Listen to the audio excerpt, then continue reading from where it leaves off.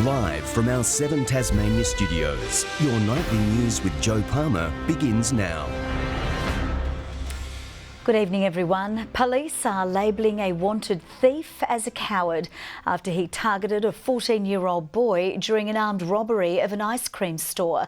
The suspect was wielding a tomahawk axe when he jumped the counter of Launceston's Cold Rock and demanded cash.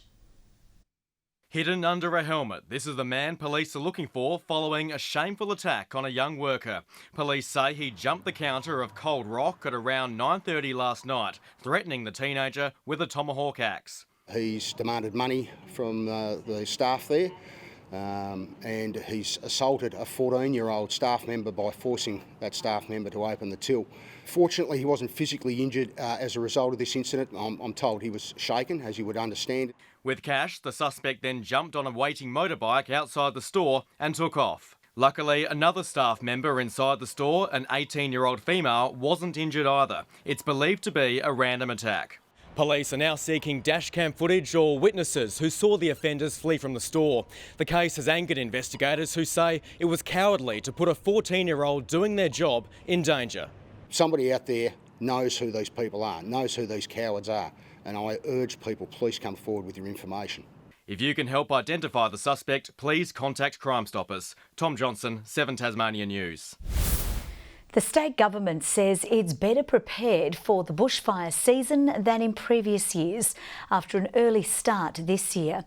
Authorities are undertaking measures including fuel reduction burns to reduce the risk of out-of-control blazes. Rugged bushland neighbouring close to this rural property. Dry hazardous vegetation has now been cleared thanks to a recent fuel reduction burn to keep homes safe. This burn, I don't think, had fire in it for a good 50 years. So there is a lot of build-up with the fuel loads. And even if a fire comes here in 10 years' time, at least that fuel load isn't so high that we can hopefully either control it or help control the fire. To protect the houses, not just here though, that we see, but of course with a northerly direction fire, then we're actually protecting Launceston, the larger areas of Rochalee on this end of Launceston, and of course Lilydale.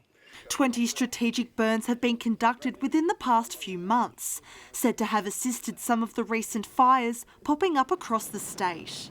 But what we have seen is, out of some of these burns, that they have pulled up fires previously and assisted our firefighters to undertake safe operations due to the severity of the fire being decreased. But with a challenging season still predicted, Labor says the government isn't prepared. We are very worried that the right resourcing and especially training for these incident management teams hasn't been put in place. The government are denying every question that we ask, basically not answering anything, so we do have concerns. We can cope with a major bushfire, there's no doubt about that. Tas Fire Service do a marvellous job. Of course, when there's a horrific season, then there are mainland processes put in place where we can actually recall some of the mainlanders. It's estimated over 5,000 Tasmanian career and volunteer firefighters are on standby and ready for action. Ruby Kamane, 7 Tasmania News.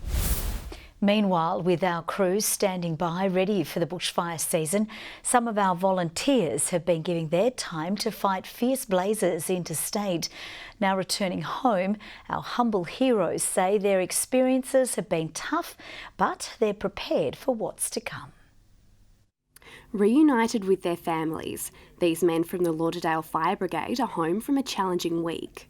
Travelling to New South Wales, they worked tirelessly on night shift, battling out-of-control blazes to save homes and communities. It was asset protection and evacuation, pretty much. And then when conditions prevailed, then we were able to do some backburning to protect properties and try and get in some containment lines for bad blow-up days. There was over 500 kilometres of fire front just in the area that we were in, so it was a huge area to cover and try and maintain. The unique terrain offered the team and their counterparts some dangerous conditions, with poor visibility, high temperatures and soaring flames only part of what they had to face. Snakes, and they're fairly venomous. You wouldn't want to get attacked by them. You know, ticks, that type of thing over there, and a lot of falling trees, very dangerous. They had to leave behind their jobs and their families, but they say the decision to answer the call for help was an easy one. It is always one of those things when you walk out the door knowing what you're walking into, but, you know, we're sort of here to do a job and to protect other families, so it sort of pushes you through. Just knowing that we've been part of, helping out the communities up there, they're going through some very tough times, and just knowing that we've had that opportunity to go and actually provide some assistance. After battling these challenging fires, our volunteer heroes are confident in their abilities before what's sure to be a challenging summer season here in Tasmania. We just enjoy doing it. When people are running away, we're confident in the training that we've got to be able to go and deal with the situation, whether it's active firefighting or evacuation. Ebony Ablett, 7 Tasmania News. Thousands of participants have taken on the gruelling Point to Pinnacle, but with a difference. Due to poor weather and road conditions, organisers had to change the course at the last minute, with the race instead ending at the Longley Hotel. On their marks, they took off from the starting line. The Point to Pinnacle is known as the world's toughest half marathon, but this year's race had a new route. Organisers forced to change at the last minute due to icy conditions at the top of the mountain. Safety is the number one thing, and getting 69 buses up there with icy roads is just not going to happen, so I guess that sort of forced their hand a bit. Instead of turning at Ferntree and travelling up the mountain as in previous years, the revised route sent participants downhill instead, travelling via Nika to the Longley Hotel. It was quite unknown from the pub down, the final 10k, but really good, awesome crowd support, amazing event, and I think I'll keep coming back. While travelling up the mountain is tough on many, the new course presented its own unique challenges for those taking part. Obviously still a lot of uphill in the first half of the race, which is always a challenge, but the last 7k is just straight downhill, so pretty tough still. I think that's going to really leave me pretty sore tomorrow. I think I'll actually be a lot more sore over the coming week after this. Running downhill, you really do get a lot of DOMs in the days afterwards, but probably not quite as tough, but still a beautiful course, yeah. Over 4,500 people took on the challenge, with entrants raising money for fundraisers like Movember. Next year's Point to Pinnacle is set to go ahead as planned on November 15, 2020. Ebony Ablett, 7 Tasmania News. The opposition is urging the state government to visit the troubled German builder of the new Spirit of Tasmania vessels during an upcoming trade mission to Europe.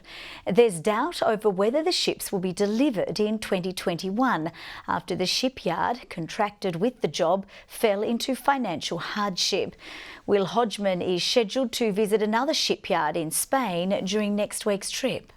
It's a trademark of this government that even though we've got Tasmania's biggest ever contract, that the government isn't taking the time to fly a couple of extra hours and get to Germany and sort out the problems with this troubled shipbuilder. There is a contract in place. They inform the government that that's a strong contract, and this just indicates that Dr. Broad doesn't quite understand the difficulties or the issues involved in a major capital project. The contract to build the 2 vessels is worth $688 million. For some, it's the miracle call they've been waiting for, but for others, their world is turned upside down. Almost 50% of eligible Tasmanians have registered as organ donors, and today marks Thank You Day, an opportunity for transplant recipients to thank donors and their families. A motorcycle crash in Glenorchy in April last year, a family's worst nightmare. 20-year-old Blake McCarthy left with serious injuries and stuck on a ventilator for 2 days. His sisters left with the decision of whether to donate his organs, just 1 year after losing their mother. It is confronting, but as a family, we all stuck together. Blake was a loving, caring, kind-hearted person, and if any of his friends and family needed an organ, he would have been the first person to put his hand up. Today marks Thank You Day, recognising the generosity of organ donors and their families, and a call for Australians to register. You don't have a transplant unless you're really very, very, very sick. So when people talk about life-changing operations, they are seriously life-changing. 1,400 are in need of a transplant, with the average wait time 4 to 5 years. Some will die waiting. Brian Myerson was one of the lucky ones. Now he's fighting to improve organ donation rates. The real data shows us it's about the doctors. There are certain well-trained doctors who achieve a very high consent rate, and there are other doctors who achieve a very low consent rate. For other recipients, he has this message. Write to your donor family, thank them for the wonderful things that it's done for them, and tell them that you're remembering the loss of their loved one. If you would like to register as an organ donor, go to the Donate Life website. Elizabeth O'Neill, 7 Tasmania News. A popular street alongside Hobart's waterfront will be closed off from today as major upgrades begin. Pedestrian crossings are set to be installed across Castray Esplanade near Salamanca in a bid to enhance the connection for walkers within the area. Drainage works will also be undertaken. Detours are now in place with both lanes blocked until December 1. Eddie Ockenden has been named Most Valuable Player in the Hockey One League. Ockenden guided the Tassie Tigers to a third-place finish. He was the 4th highest goal scorer in the league, with 8 for the season. 18 degrees today in Hobart. Launceston had the state's top with 20 degrees, 17 in Burnie and 18 degrees also in Devonport. 19 degrees today for Cressy, 17 at Scottsdale, Wynyard, Fingal and Campania, 16 degrees for St Helens, 15 the top at Sheffield, Smithton and on Flinders Island, 14 degrees for Strawn and on King Island. Convective low cloud visible over Tasmania today. Further out, low cloud extends to southeastern regions of the mainland, convective cloud visible along a trough over Queensland and the top end, but otherwise mostly cloud-free. Tomorrow the high will weaken and move inland as a front crosses Tasmania. Low pressure troughs will linger around the far west, the north and the east. West to northwesterly winds 20 to 30 knots, up to 40 about the south and easing later on, with seas to 3 metres higher through the south. There's a severe weather warning for damaging winds for southeastern Tasmania, a gale warning for southern coastal waters, a strong wind warning for all remaining coastal waters, including southeast inshore areas, southwest and central lakes. Onto the forecast, 21 and windy conditions in Hobart, 19 for Dover and Ouse. A cloudy day in the north, 20 in Launceston, 18 for Devonport, Scottsdale 17, 18 in Burnie, showers and 15 for Strawn, 17 at Stanley, some showers there, with warmer conditions through the east, 20 in St Helens, 23 for Swansea and Ross. And the UV is very high right around Tasmania. On to the next few days. Tuesday brings showers for the west and the far south, mainly fine elsewhere. Fine on Wednesday, showers developing about the west and south later, with showers developing about the west and the south on Thursday. A sunny day for most major cities tomorrow, 29 and sunny in Perth, 31 in Adelaide, 27 for Canberra and Brisbane, a sunny 26 for Sydney, 33 in Cairns with 36 the top for Broome. And a cloudy evening this evening, Joe, 14 degrees in Hobart, Launceston 17 and 14 also in Devonport. That's all for the weekend in weather. All right, thank you very much for that, Sam. That's all from the team for now. Have a lovely evening and I'll see you again tomorrow. Bye-bye.